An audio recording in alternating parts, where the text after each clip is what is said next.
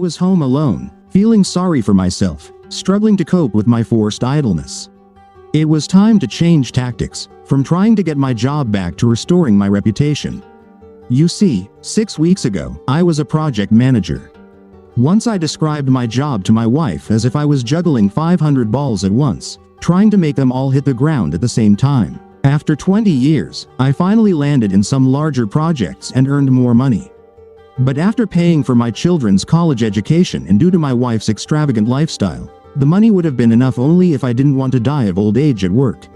We didn't have much money in the bank, and the lack of income made the situation grim. Yes, I felt sorry for myself. The last project fell apart when the main subcontracting company went bankrupt.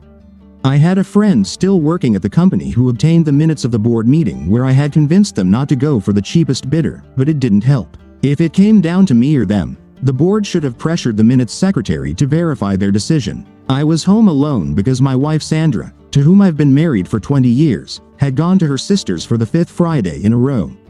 She asked me if I wanted to go, but as usual, I refused.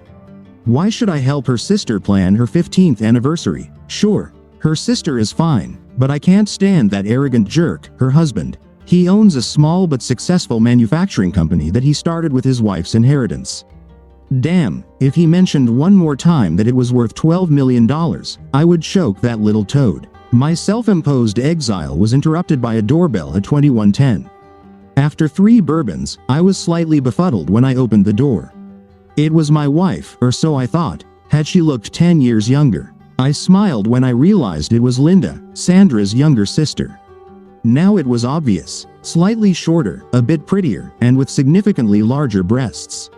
I greeted her and offered coffee or tea. We chatted briefly. What's going on, Linda? I thought Sandra went to you and Neil to plan your anniversary?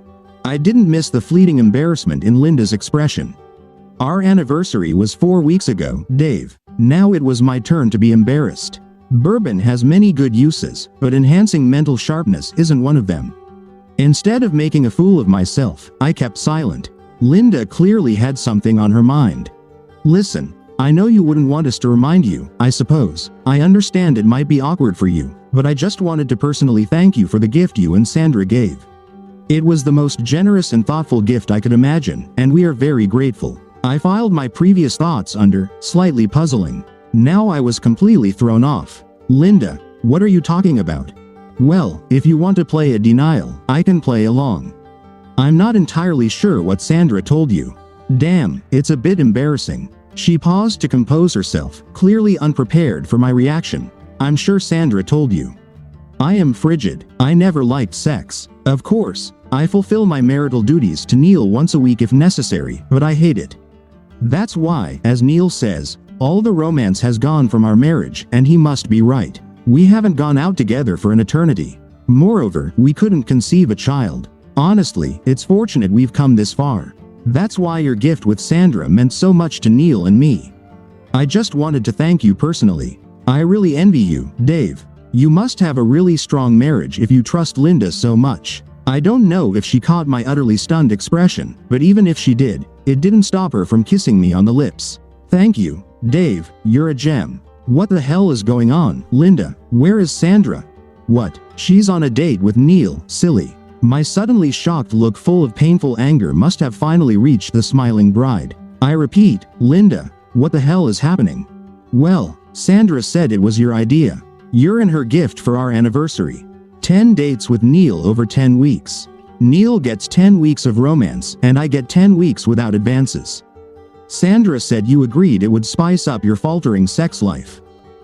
Knowing she was on a date with another man would trigger your competitive instinct. Judging by what she told me, you've been doing well with her in the bedroom for the past 4 weeks, you know. She stopped. I don't know what expression I had on my face, but it was enough for Linda to see that something was clearly wrong. Finally, I regained my mental capacity to hiss and whisper. Sandra and I haven't made love for more than 6 weeks. Are you saying she's on a date now? That bastard. They might have booked a hotel while we were talking. No, dummy. I always insist they come back to our house for sex. What? You mean they've already done it? Yes, they had sex after their first date. Of course, Dave, you knew. That was the agreement, right? Please tell me you knew. They say a picture paints 1,000 words. From this picture, I walked to the nearest wall and punched a hole in the drywall. Linda was shocked but composed herself while I nursed my hand. Damn, Dave, I can't believe Sandra is playing me and Neil like this. You really had no idea, did you? Her eyes suddenly hardened. We have to stop her. I was several steps ahead of her. I was dialing the number on my phone. Sandra answered on the 6th ring, panting. You cheating scum. Get home now so we can sort this out. Linda told me all about what you've been doing. I can't, Dave. I'm a bit busy right now. Yeah, you're in the very act of destroying our marriage. You've been whining since the kids left home for me to let you stray. Well, the answer was no, then, and it's still a damn no. Just because you found a good way to justify it to yourself doesn't make it right. No, Dave, listen. I'm sorry you had to find out this way, but I made a promise to Neil and Linda, and you always told me I should keep my promises. In 5 weeks it will all be over and we can return to normal life. If it's a problem, maybe I can ask them if they can release me from my obligation, but it will depend on them. I can't believe this at all. Go home right now. No, Dave, a promise is a promise. Besides, you don't own me, so I can do what I like. Then the call ended. Hurry, Linda, we must get to your house. I must stop this mess. Drive, I've had too much to drink. By the time we arrived, the house was empty. Signs of a hasty departure were everywhere. Linda looked almost as despondent as I did. I have an idea. I'll call Neil and tell him what she's up to. He won't continue if he knows you disapprove. Both their phones went straight to voicemail for the next several hours.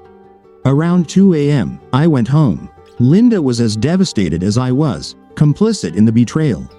I made her promise to tell her husband that he doesn't have my blessing to sleep with my wife and to make it clear she's withdrawing her blessing. The deal was definitely off. By Sunday noon, neither Linda nor I had heard from our spouses. They also didn't answer calls. This gave me enough time to reflect. What else could I have done? Sleep was out of the question.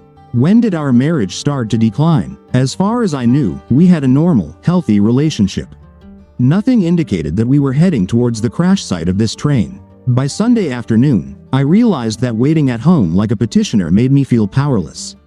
I packed a few suitcases and moved to a motel. I hadn't heard from anyone until Linda called at noon on Monday. Dave, Neil came back last night. I asked him where he had been, and he said that after you called Sandra on Friday evening, they moved to a motel. Dave, Neil heard everything when you called. He already knew that you weren't aware of this plan. I asked him why he did it, and he said. She paused and sobbed for a while. He said that I was so lifeless that he wouldn't pass up the chance to get with someone like Sandra. Oh, Dave, it was so hurtful. I made him promise to stop seeing Sandra. I recorded the conversation on my phone, in case you don't believe me. Of course, I believe you, Linda. Keep the recording anyway, it might come in handy. I also went to see Sandra today. She was vile, too. She said that if I were the right kind of woman, I could keep my husband in check. That witch has always mocked me. I asked her if she had talked to you, and she said she would wait until you stopped freaking out and crawled back home.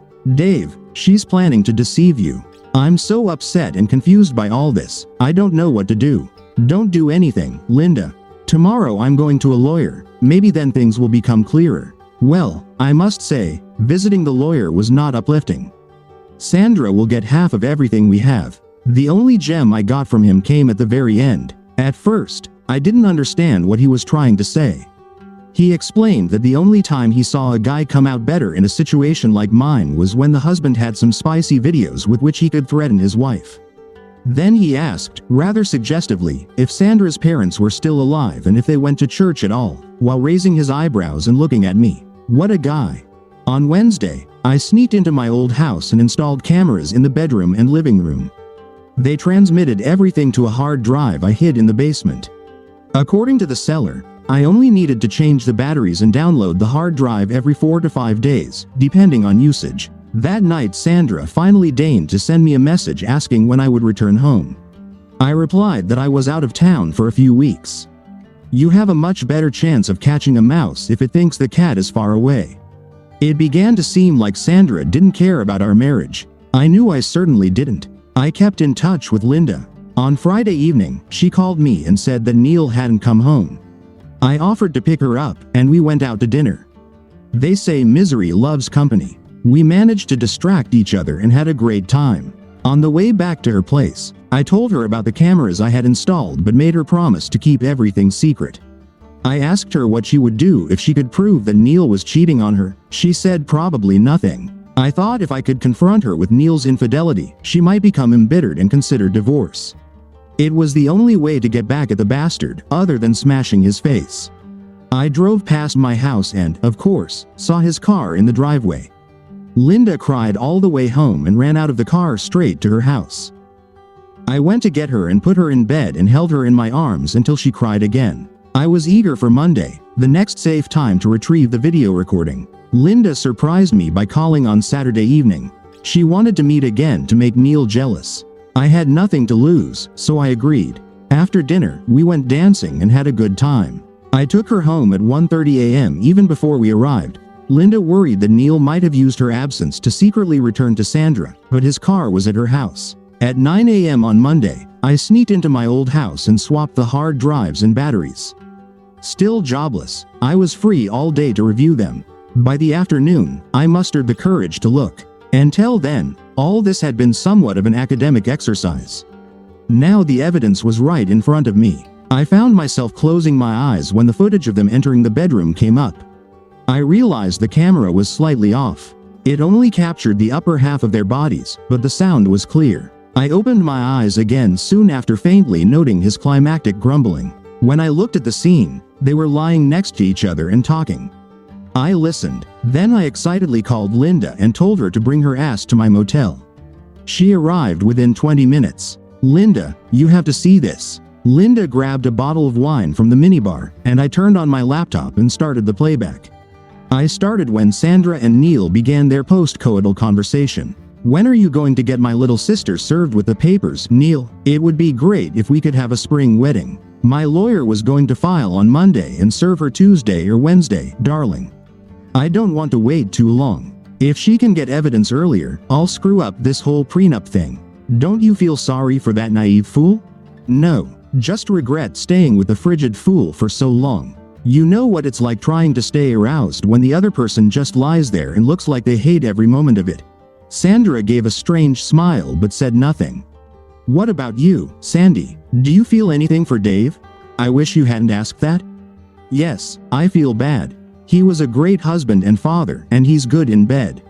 But it's time for a change. He's not succeeding where you have, honey. To hell with him, to hell with them both. Linda was devastated. I hugged her and stopped her as she poured a third glass of wine. She cried for a long time. I knew how she felt. I was there 10 days ago. Finally, she calmed down. Linda, what's this prenup that Neil mentioned? Oh, Dad made us sign it before we got married. What's in it, Linda? It was Dad's attempt to protect my inheritance. If Neil cheats, I get everything. I think there's a copy at home. Linda, do you realize what this all means? What, Dave? This means that either tomorrow or the next day, you'll be served with divorce papers due to irreconcilable differences. He'll ask for half of the house, half of the bank accounts, and half of the company. How much money do you have in the bank? Last time I checked, it was almost $2 million. Wow, how badly do you want to ruin his life, Linda? As much as I can, Dave. What can you do? Well, it seems to me that if you file for divorce citing marital infidelity, using my video as evidence, he'll walk away with just his shirt, and you'll become a very wealthy divorcee with a huge bank account, a beautiful home, and a $12 million company. Do you want to do this, Linda? With a smile wider than a used car salesman's, Linda laughed. Isn't it obvious? Marry me, darling, marry me. Knowing me for so long, she got the joke and laughed again. We hugged once more before getting serious again. Linda asked, "Are you sure the video is good enough? Have you watched it all?" After admitting I closed my eyes during the indecent parts, Linda insisted we watch it all together. She held my hand to help me get through it. As the sexual parts began, it was like a brainwash. It showed my dear wife and Neil getting undressed. With no attempt at foreplay, Neil and Sandra had sex. The quality was good enough to see her displeased, frowning look. 43-year-old women need some warm-up. Ungraciously, he just started having sex. Sandra made all the right noises, but her face remained neutral. I almost choked when, after about a minute and a half, she actually looked at her watch behind his back. I paused the video. Linda, is this typical behavior for Neil? Yep. I assume you were a virgin when you got married. Am I right?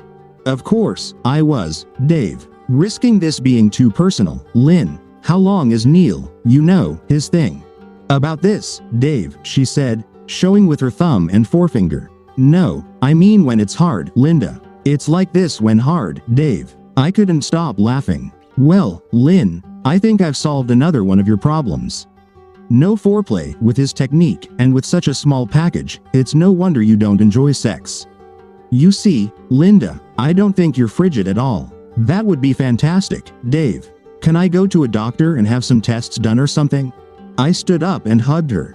I whispered in her ear, let Dr. Dave see what he can find. Linda's moans started 30 seconds after I began kissing her neck. They only stopped after 45 minutes when the screams began. 45 minutes that included undressing and caressing every part of her magnificent body. She was still a bit nervous when I kissed her, but that soon changed. After her first climax, I tried to go further, but she had never experienced anything like it. With her hands, she insistently kept my head there for the second round. When she fell asleep, exhausted but satisfied, I slipped out to prepare some snacks. When I returned, Linda was just coming out of the shower. She looked very nervous. This soon passed when I kissed her deeply and for a very long time. This time, I resisted her hands pushing my head and made love to her as it should be. I don't claim to be a Casanova with immense talent, but she seemed to have no complaints. We spent the rest of the day and night kissing, making love, and talking. The next day, Linda requested and secured an emergency meeting with her lawyer. Armed with my video and 2 statements, he began the case. The rest of the day and night, Linda and I played Scrabble. Honestly, guys, what did you think we were doing? Linda was on a mission to make up for lost time. I learned that there were some positions that just didn't work. No matter how hard I tried, I couldn't muffle her screams with a pillow in some of them. Both of our phones were ringing for the second evening in a row, but we ignored them. On Wednesday morning, Linda called Neil and told him she would be home all afternoon. Sure enough, at 3:15 p.m., there was a knock at the door. I opened it to see a young guy in a suit. Please come in, we've been expecting you. Linda is in the bathroom. Would you like some coffee? Slightly bewildered, he automatically agreed and entered. I yelled, Linda, the process server is here with your divorce papers. While we waited, we chatted. He seemed like a decent guy, named Phil. By the time Linda came out, our coffee was half ready. You know women in bathrooms. She approached Phil. Yes, I'm Linda Winters. You have something I want. After Phil did his official bit, we chatted for a while longer.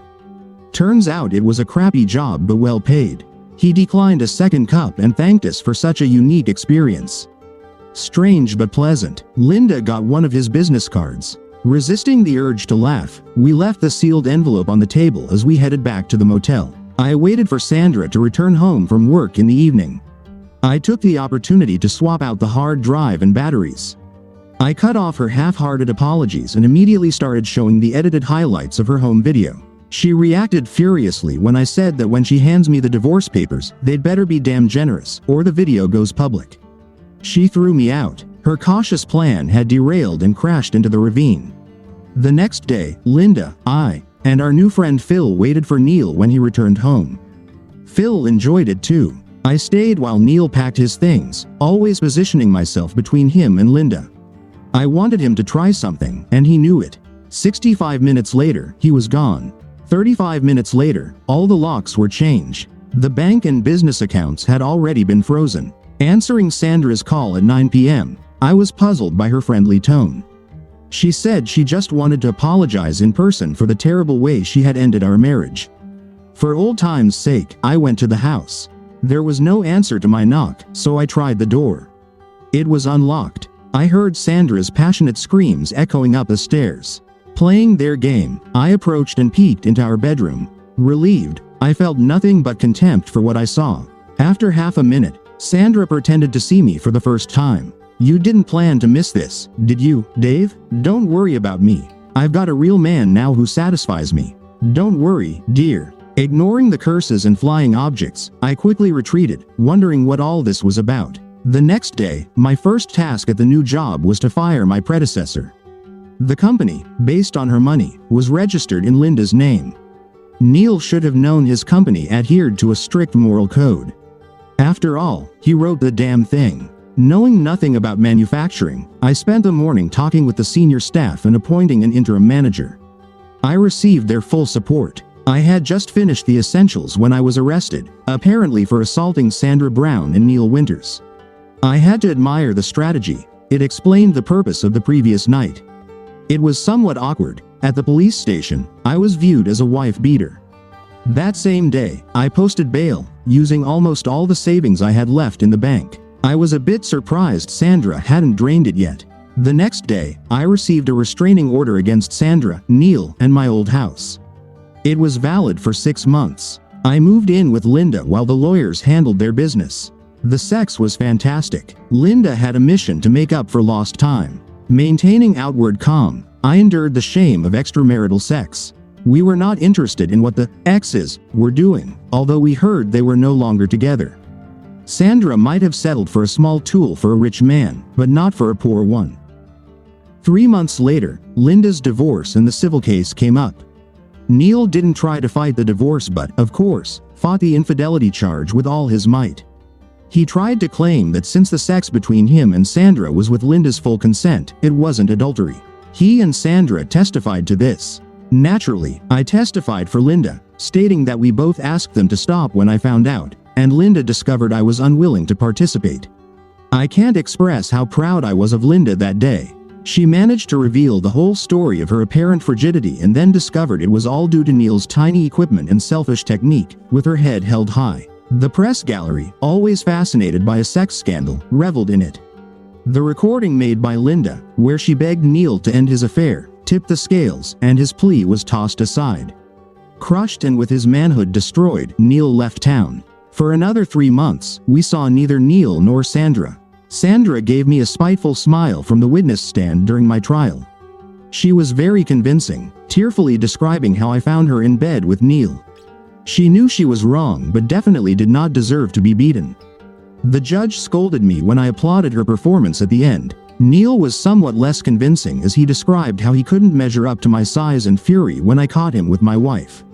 This time I respected the judge and refrained from applauding. The prosecution lawyer tried to object when my lawyer presented the recording from the hidden camera in the living room as evidence, explaining why it had not been submitted during the investigation. My lawyer apologized to the judge and explained that I couldn't retrieve the hard drive until the day before because the restraining order was still in effect. In reality, Linda had taken it 2 days after my arrest, but my lawyer was unaware of this. I watched Sandra's and Neil's faces as they watched the unfolding drama. This time I had positioned the camera correctly.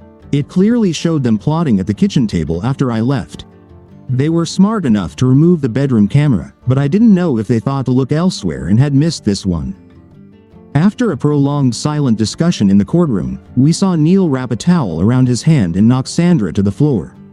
Being a fighter, she got up again, ready for the second round, happily using a frying pan on Neil. Wasn't Neil supposed to go first? The courtroom erupted, so I strained to hear my case being dismissed, and the judge ordering the bailiff to arrest them. There are 2 crimes judges hate: contempt of court and perjury. They work hard for their positions, and calling a trial into question for these crimes is contempt in itself. Of course, I could have provided the video earlier and charged them with conspiracy to pervert the course of justice or making false statements, but I didn't. Both Linda and I agreed that their pitiful and contemptible behavior toward us deserved our best response. By the time I cleared my name with the waiting media, the police chief wanted a word. He apologized for my wrongful arrest. I immediately forgave him, and we spoke for a few minutes. As we finished, Sandra was released. She headed towards Linda with clear malicious intent. I stood between my ex-lover and my current love. "Sandra, you wouldn't hit a pregnant woman, would you?" Sandra stopped. Her face went through several shades of extreme upset, then she just turned away before we could see her tears. 2 months later, I read in the newspaper that the happy couple received a minimal sentence for perjury, 12 months in jail. Well, time to start this divorce and sell this house. I thought Sandra was right. Her affair with Neil did awaken a competitive instinct in me. Unfortunately, it was not the instinct to win back my spouse through sex, but the baser instinct to kill and tear apart. 2 nights later, sweaty, Linda and I continued our ongoing discussion. We carried on our feverish activities in the bedroom as Linda insisted she needed to make up for 15 years of lost pleasure. By my calculations, she was only 8 years overdue. She insisted it was no less than 12. While I lay there stroking her rounded belly, we talked. Isn't it silly, dear? If only they had done everything properly, asked for a divorce first and then started their thing, things would be different today. I think we would have been devastated, but they would be free and wealthy, enjoying all the sex they could handle. Something tells me Neil is getting all the sex he can handle now. They say Bubba can be quite insistent. Now shut up and let's try to catch up on those 12 years. 8 years, you insatiable woman. Yesterday. What would you like to do for our 15th anniversary, Dave? Nothing special. Absolutely nothing.